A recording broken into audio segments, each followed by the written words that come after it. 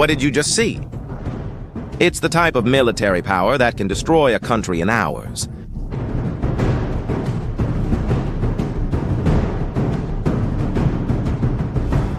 Aircraft carriers, thousands of Marines, nuclear submarines, destroyers.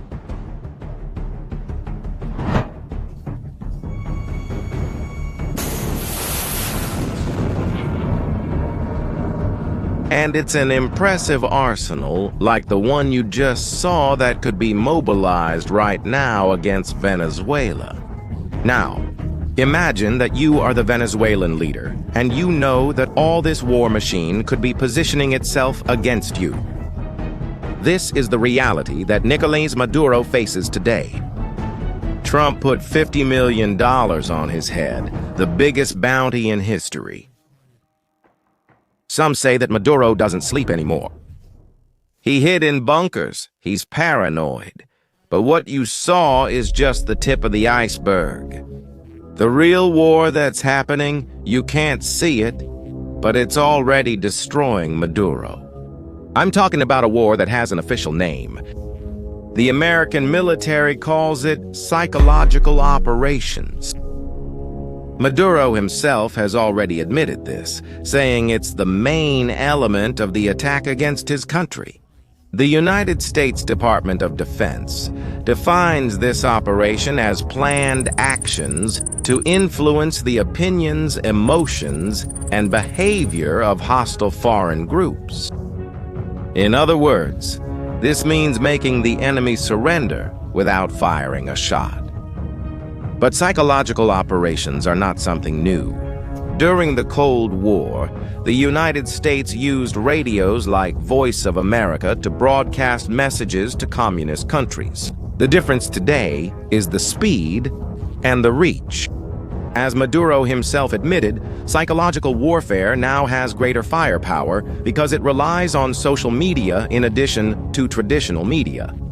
What's up? Here's Chiquito WhatsApp. Technological imperialism. You're attacking Venezuela. They gave you all the lists. Here it says uninstall. Here it says uninstall. You're gone. WhatsApp. If I've seen you, I don't remember. I'm free from WhatsApp. I'm at peace. Free from WhatsApp. Free. A single post on Twitter can reach millions of people in minutes. A piece of news can go around the world before it's even verified. This turns every cell phone into a potential psychological weapon. Trump chose this strategy for practical reasons. Stop and think. A traditional invasion of Venezuela would cost a fortune. Estimates reach an amount greater than $1 trillion for the American Treasury. That's a lot. But the impact wouldn't just be on the American government's pocket. Thousands of American soldiers would probably die during the operations. The political cost would be severe. Psychological operations, on the other hand, cost a fraction of that and are usually more effective than conventional bombings. Let me explain how this works in practice, breaking it down into three main elements. The first element of these operations is the redefinition of the conflict. The United States does not see Maduro as a rival president in a political dispute, but rather as the head of a criminal organization called the Cartel of Los Soles. The formal accusation alleges that Maduro leads a network of drug traffickers that poses a direct threat to American security.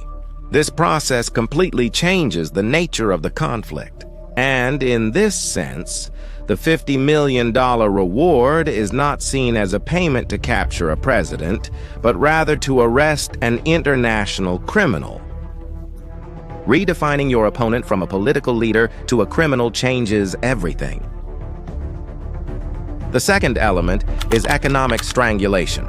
The American sanctions against Venezuela shifted from targeting individuals to a full financial blockade.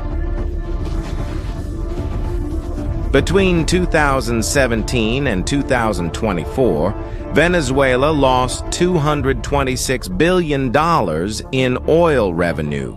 To understand the scale of this problem, it's as if the country lost $77 million every day for 7 consecutive years.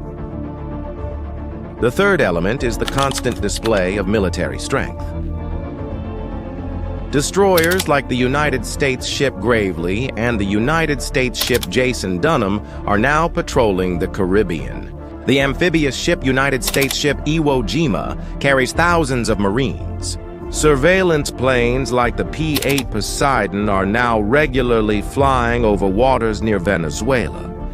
Officially, these operations have been classified as counter-narcotics operations, but in practice, military analysts describe them as a calculated show of force.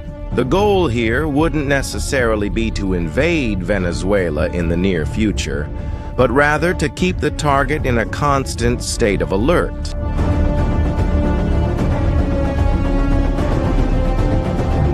That's what experts call a microphone threat, a form of constant psychological pressure that forces the opponent to divert their resources to defense.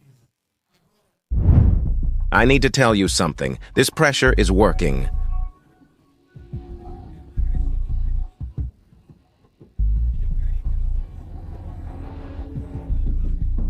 And you can see the results in practice. Maduro had to mobilize enormous resources for defense, arming 5 million civilians in the so-called Bolivarian militia. They are volunteers who receive basic military training and light weapons.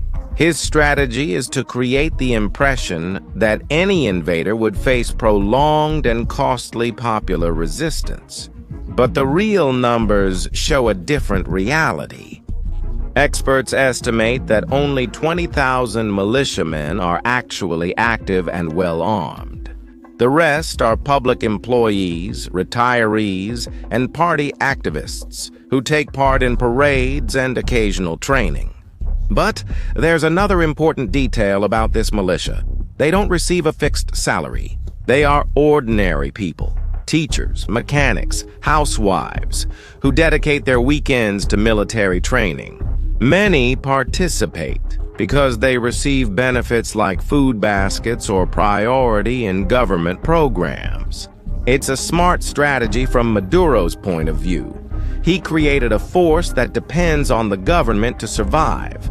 At the same time, he distributed millions of weapons among loyal civilians. Any internal coup now would have to face not only the army, but also these militiamen spread throughout the country. But here's something that few people know. This militia also serves as an instrument of internal social control. This happens because the militiamen do community surveillance, help distribute food subsidized by the government, and take part in demonstrations in favor of Maduro. Even events like nationwide blackouts have become part of this psychological warfare. When the Venezuelan electrical system collapses, Maduro's government blames the problems on sophisticated electromagnetic attacks. The legislation. They claim that the Guri Dam, which generates 80% of the country's electricity, is the target of advanced technological sabotage.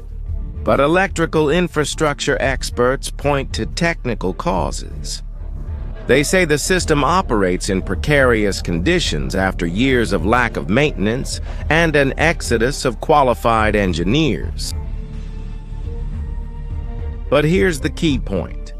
With American warships actually patrolling the Venezuelan coast, any infrastructure failure can look like sabotage. The public can't know the truth. What matters here isn't who's right, it's the effect it causes. Maduro uses the blackouts to mobilize his base against the external enemy. Access to a generator. That's why he was able to open the doors. Most of the businesses remain closed, but not even locked doors could stop the looters. This market lost all its merchandise and was destroyed. Nicolas Maduro gathered supporters in the streets on Saturday and once again blamed the United States for the blackout. But in the end, the ones who suffer are the Venezuelan people, in the dark. Now, there is another factor that will heavily influence the decisions Trump will make from now on. Look, Venezuela has the largest proven oil reserves in the world. Besides that, it has become a gateway for powers like China and Russia in Latin America. The support from the Chinese and the Russians has been fundamental for Maduro's survival. Billions in loans, investments, and advanced weapons, including Russian air defense systems. These powers make military action much more complicated. Attacking Venezuela now, for many, would mean coming into conflict with Russia and China.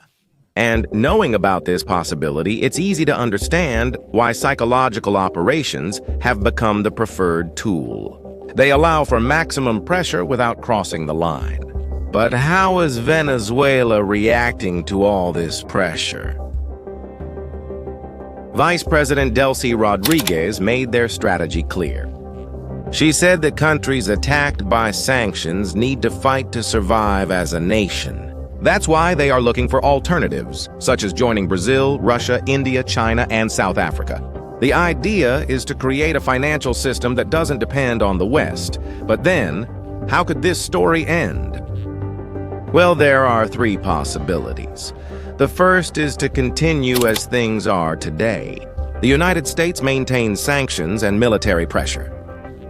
Maduro survives with the help of Russia and China. The Venezuelan population continues to suffer. The other possibility is internal betrayal. Some Venezuelan general might decide that the $50 million are worth more than loyalty to Maduro, or simply realize that supporting the regime has become a dead end. The third one is the most dangerous. The United States might take small military action, targeted strikes here and there. But that carries a big risk of turning into a regional war, which could even drag the Russians and Chinese into it. And what about Brazil? Well, the country has a lot more to do with this story than you might imagine. Few people know this, but Brazil has the same psychological warfare technologies as the United States and has also gotten closer to China in recent years. As you can see, the case of Venezuela shows how war has changed in the 21st century. Maduro remains in power, but see the outcome. The Venezuelan economy shrank by 71%, half of the population is starving, and 7 million have fled the country. In 10 years, there was a drop of more than 80% in the total wealth produced by Venezuela, led by the leftist dictator Nicolás Maduro. Psychological operations might be what was missing to break the country from within. An invisible war that can be more devastating than any invasion. And what do you think? Are psychological operations really more effective than traditional invasions? Leave your opinions in the comments. And was the video useful? To better understand how this new form of modern warfare works, subscribe to the channel and share it with those who need to know this information. See you in the next video.